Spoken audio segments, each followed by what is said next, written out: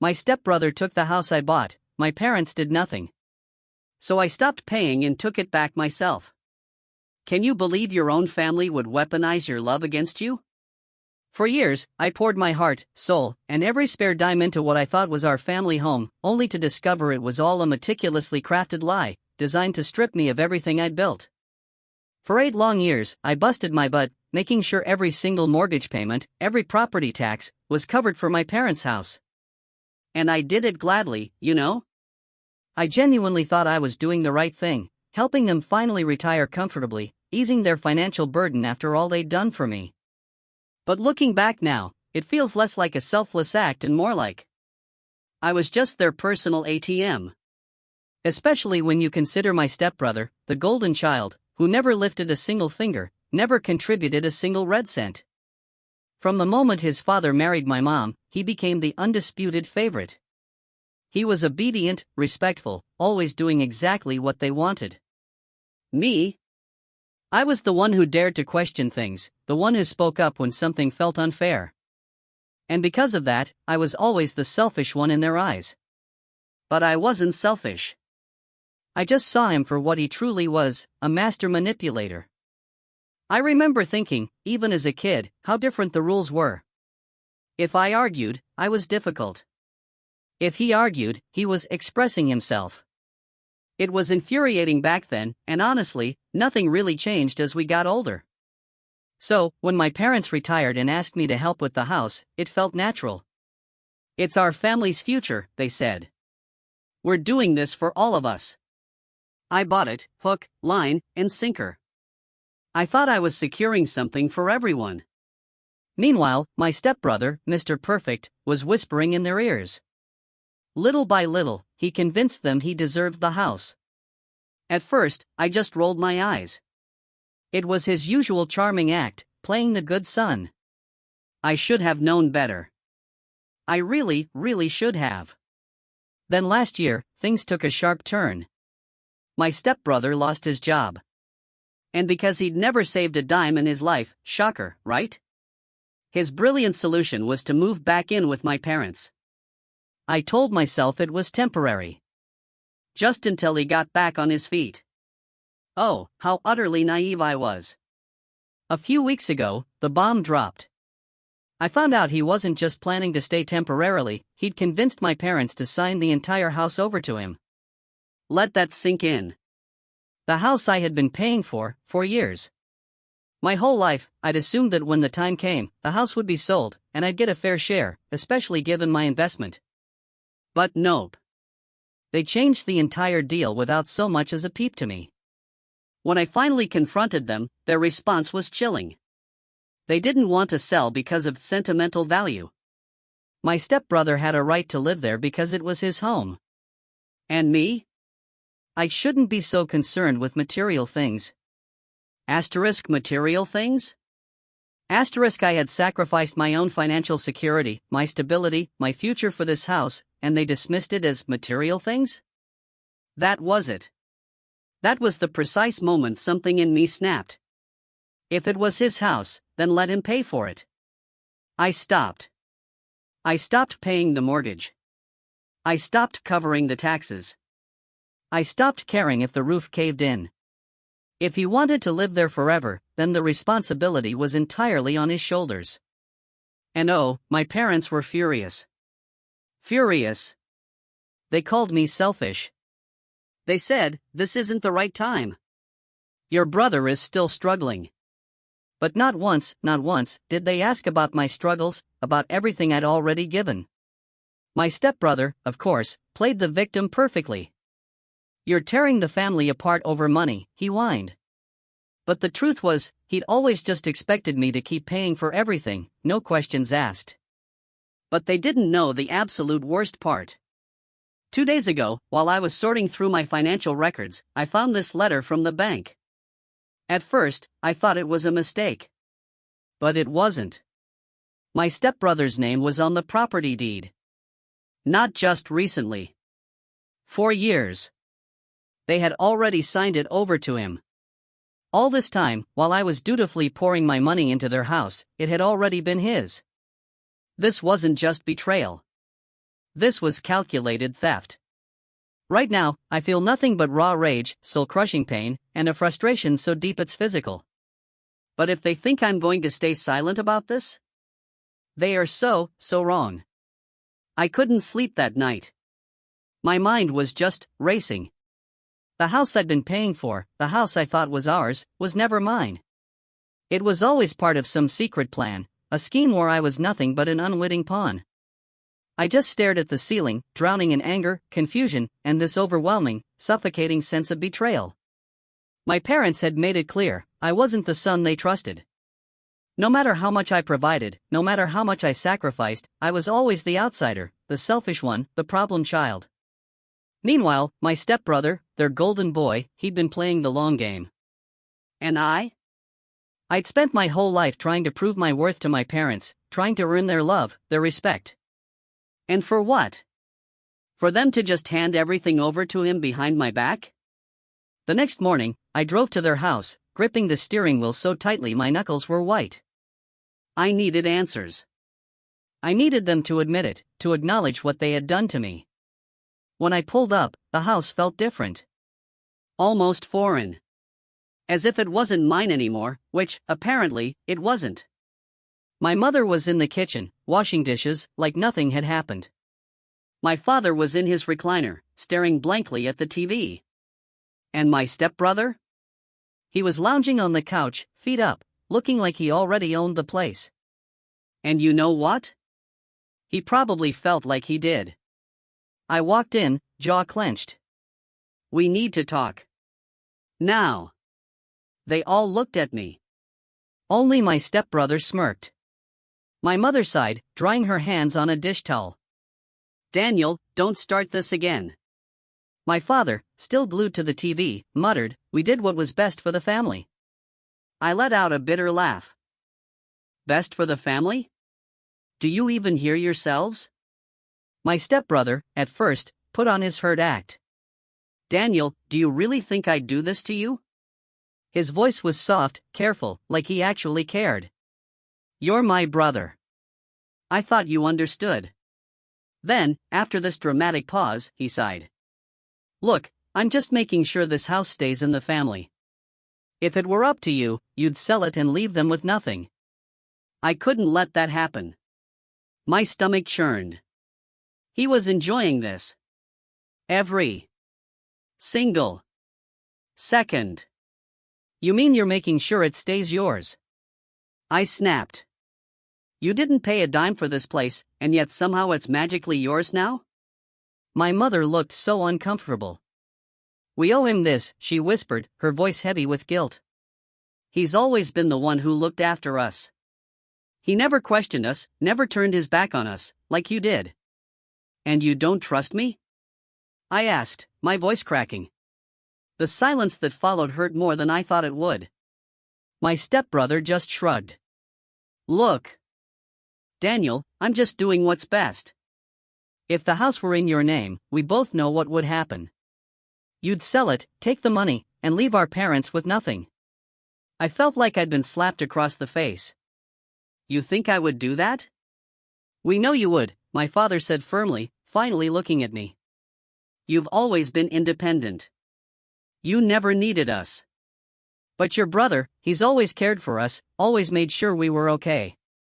I couldn't believe what I was hearing. I was the one keeping them afloat, paying for their house. But he was the one they trusted? I turned to my stepbrother. And something in his expression shifted. For the first time, he looked truly, openly victorious. You're unbelievable, I whispered. All these years, I was the bad guy in your little story, wasn't I? He gave this fake, sympathetic smile. It's not personal, Daniel. It's just reality. I exhaled sharply. Oh, it was personal. It had always been personal. And at that exact moment, something inside me snapped. I wasn't going to let this go. I had spent my life believing that my parents' approval was worth fighting for.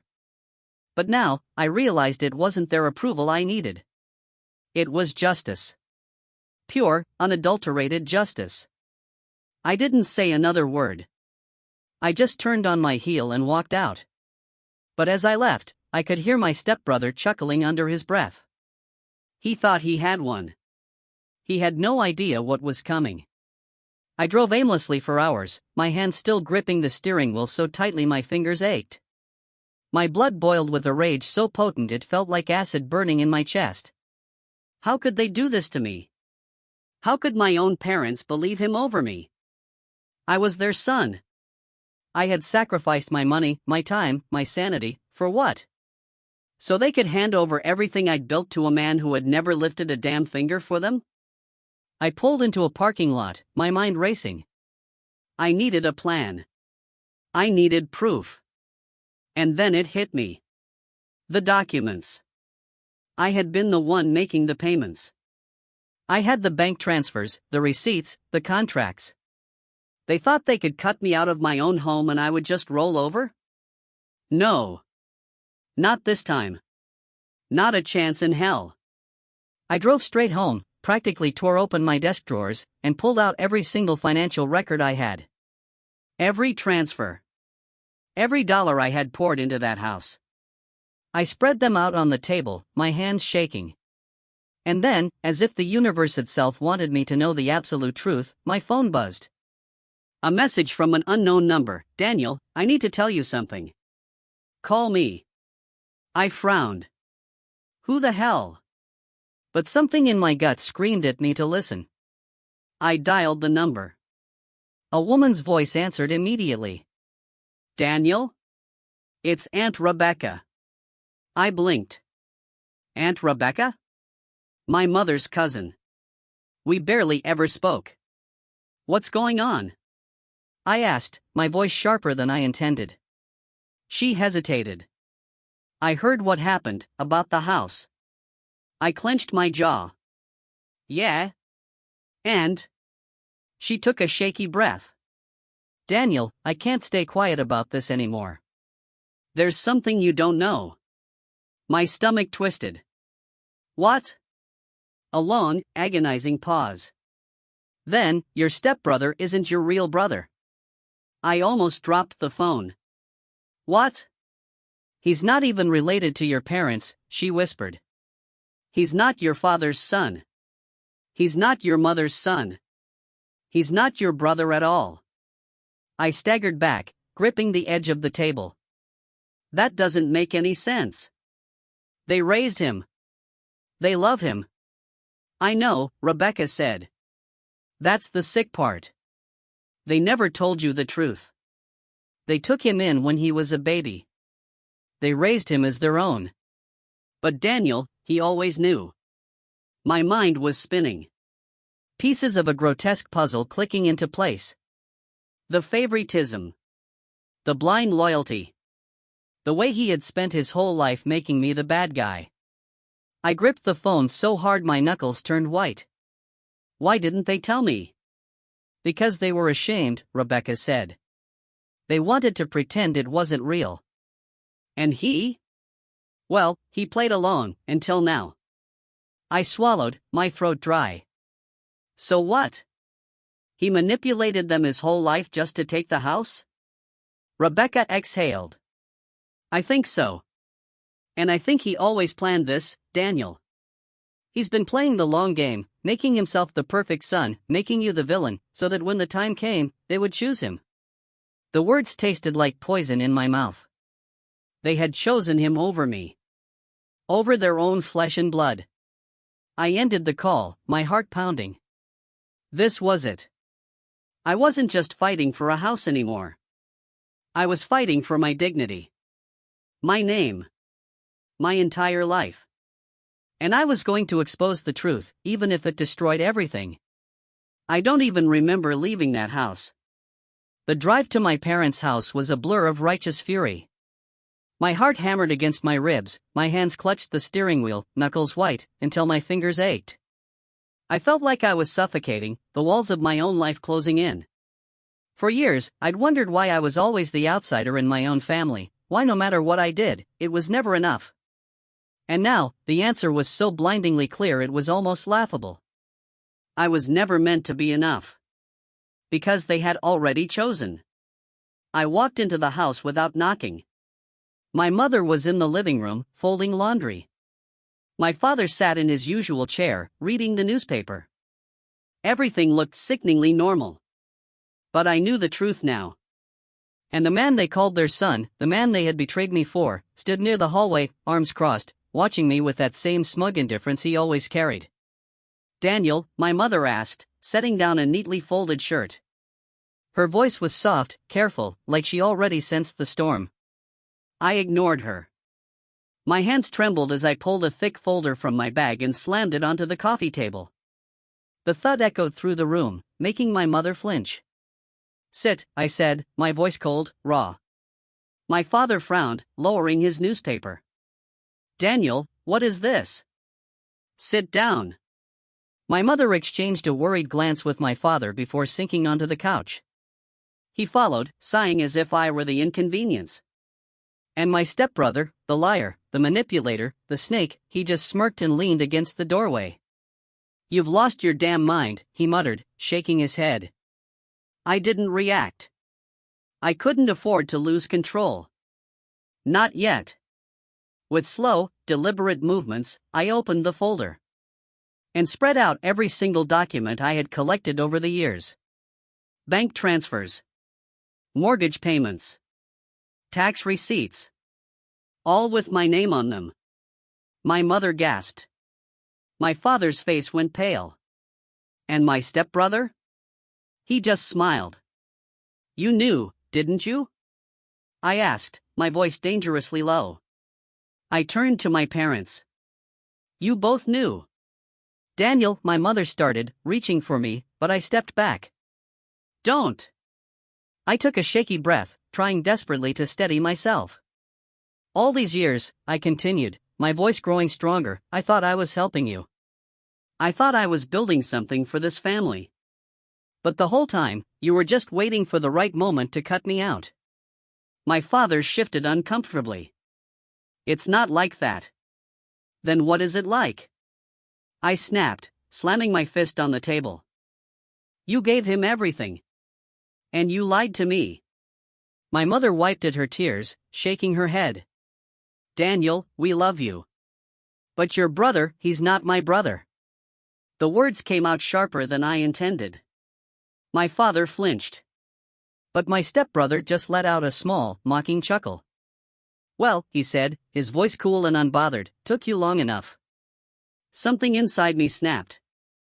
I lunged at him before I even knew what I was doing, grabbing the front of his shirt, slamming him against the wall. "Say that again." I growled. My hands shook, not from fear, but from pure, unfiltered rage. He just grinned. "You never stood a chance, Daniel," he whispered. I clenched my fists tighter, my breathing ragged. I wanted to hit him. God, I wanted to wipe that smirk off his face permanently. But then my father's voice boomed through the room. "Enough." I let go, stepping back as my stepbrother straightened his shirt, as if nothing had happened. My mother was sobbing into her hands. My father looked at me like I was the disappointment. Like I was the problem. "You're making a fool of yourself," my father muttered. I let out a hollow laugh. "A fool? Me?" I gestured wildly at the documents on the table. "I paid for this house. I built this home.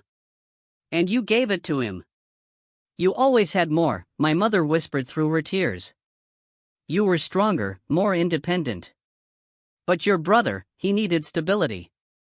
He needed to know we loved him." I felt like I'd been punched in the gut. "At my expense," I whispered. She didn't answer. My father rubbed his temples. "It's done, Daniel. There's nothing you can do now. This is his home." I stared at them, my pulse roaring in my ears. Then I turned to the man they had chosen over me. The stranger they had called their son. He looked so damn pleased with himself. "You bastard," I muttered. He tilted his head, smiling like he had just won a game.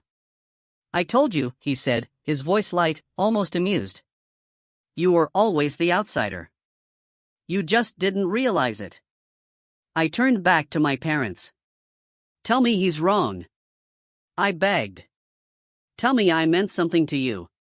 Silence. A heavy, deafening silence. And I knew. I had already lost them. But I wasn't done yet. Not even close. Update: I don't even remember leaving that house. One moment I was standing there, staring at the people who had chosen him over me, and the next, I was outside, my breath ragged, my hands clenched into fists so tight my nails bit into my palms. The world around me felt distant, like I was watching my life unravel from outside my own body. I had given them everything. Years of my life. My hard-earned money. My sacrifices. And they had thrown me away like I was nothing. No. I am not nothing. And I wouldn't let them win. Not without a fight. I spent the next few days in a haze of exhaustion and raw, burning fury. I barely ate, barely slept.